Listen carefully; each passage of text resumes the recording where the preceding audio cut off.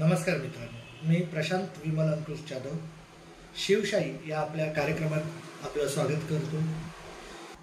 मित्रांनो, आपण आधीच्या भागांमध्ये पाहिलं की शिवाजी महाराजांना समजून घेण्याची गरज का आहे आणि शिवाजी महाराजांना समजून घेण्याआधी आपल्या कोणत्या गोष्टींची माहिती असणे गरजेचे आहे।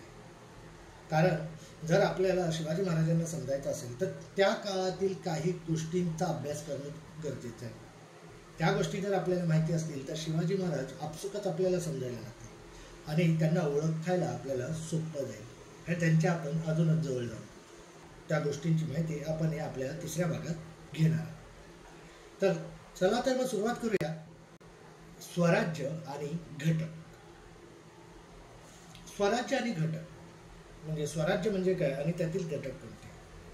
तर स्वराज्य म्हणजे काय हे जाणून घेण्याआधी सर्वात महत्त्वाचा पहिला घटक जो आहे त्यातील तो म्हणजे आपली मातृभूमी।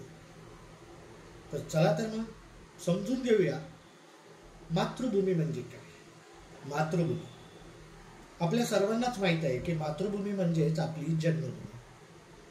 थोडक्यात काय, आपण जेथे जन्म घेतला ती भूमी म्हणजे आपली मातृभूमी।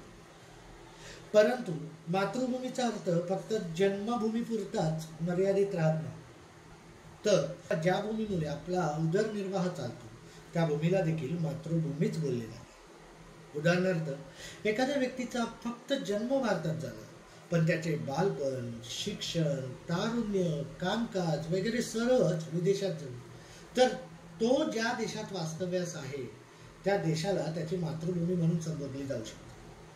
मुख्यतः भारत आणि नेपाळ या देशांमध्ये मातृभूमीला आईचा दर्जा दिला जातो। तेच युरोपियन देशामध्ये मातृभूमीला पितृभूमी असे देखील म्हटले जाते। म्हणजे तेथे भूमीला वडिलांचा दर्जा दिला जातो। काही देशांमध्ये तर मातृभूमीला गृहभूमी असे संबोधले जाते। म्हणजे अशा देशांमध्ये मातृभूमीला घराचा दर्जा दिला जातो। मातृभूमीला मायभूमी असे देखील संबोधले जाते। ज्या राष्ट्रात आपल्या भूमीला आई किंवा वडिलांचा म्हणजेच मातृ किंवा पितृ किंवा गृहभूमीचा दर्जा दिला जातो त्या राष्ट्रात आपसुकच बंधुत्वाची जाणीव निर्माण होते आणि तिथे आपोआपच सुख, शांती आणि समृद्धी नांदते। भूमीप्रती लोकांच्या मनात आत्मीयता उत्पन्न केल्यास सर्व धर्म आणि जातीच्या नावांमुळे विखुरलेल्या समाजाला एका सूत्रात बांधता येते आणि त्यामुळे राष्ट्रात एक राजनैतिक सत्ता स्थापन करण्यात यश येते। अहो, मातृभूमीत जन्म घेऊन, शिक्षण घेऊन मोठे व्हायचे व आपल्या बुद्धीचा आणि हुशारीचा, गुणवत्तेचा वापर काही पैशांकरिता किंवा इतर कोणत्याही कारणांमुळे दुसऱ्या राष्ट्राकरिता करायचा, याचा काय उपयोग। अहो, आपल्या राजांनी जर पैशांसाठी किंवा स्वार्थासाठी दुसऱ्यांची चाकरी केली असती तर आज आपले हे सुंदर आणि स्वर्गमय स्वराज्य निर्माण झाले असते। सर्वांनी याचा एकदा तरी मनापासून विचार केलाच पाहिजे।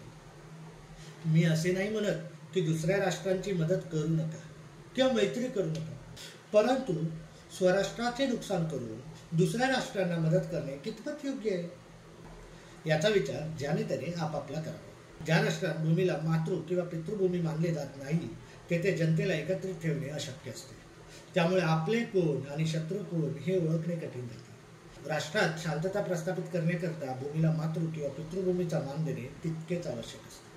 कारण भूमीला मातृ किंवा पितृभूमीचा मान दिल्याने निर्माण होणाऱ्या बंधुत्वाभावाने लोक एकमेकांना समजून घेण्याचा प्रयत्न करतात व त्याने आपोआपच राष्ट्रामध्ये शांती निर्माण होते। चुकीचा इतिहास शिकल्यास किंवा माहिती असल्यास एखाद्या राष्ट्राचा नाश होऊ शकतो आणि म्हणूनच आपण आपल्या पाल्याला अचूक व योग्य तोच इतिहास शिकवणे आवश्यक आहे। अगदीच नसेल जमत तर किमान ही भूमी आपली आई आहे याची आपल्या पाल्याला जाणीव करून देणे गरजेचे असते। तसेच आपल्या भूमीतील नद्या, पर्वत, पवित्र स्थाने, राजा महाराजांचे इतिहास, सणवार इत्यादींची माहिती आपल्या पाल्याला सांगावी आणि या सर्वांची जिज्ञासा आणि आवड आपल्या पाल्यात आपण निर्माण केली पाहिजे। आणि हे आपल्या मातृभूमीप्रती सामाजिक कर्तव्य आहे। जसं सबका मालिक एक है असे आपण मानतो, तसेच हम सब एक मिट्टी के है और हम सब एक है ही भावना देखील आपणा सर्वांमध्ये असणं गरजेचं आहे। या जगात आपल्यावर सर्वाधिक उपकार कोणाचे असतात तर ते आपली देवता आणि आपले माता पिता। म्हणूनच आपण आपल्या या भूमीला आई वडिलांचा दर्जा देतो. तसेच जे धार्मिक वेडे आहेत ते तर भूमीला देवताच मानतात. असो, आई वडील देखील आपल्यासाठी देवताच असतात. त्यामुळे भूमीला देवता माना किंवा आई वडील दोन्ही एक समानच आहेत. भूमीला मातृ किंवा पितृचा दर्जा देणे हे राष्ट्रीयत्वाचे व सांस्कृतिक ऐक्याचे दुसरे सूत्रच आहे.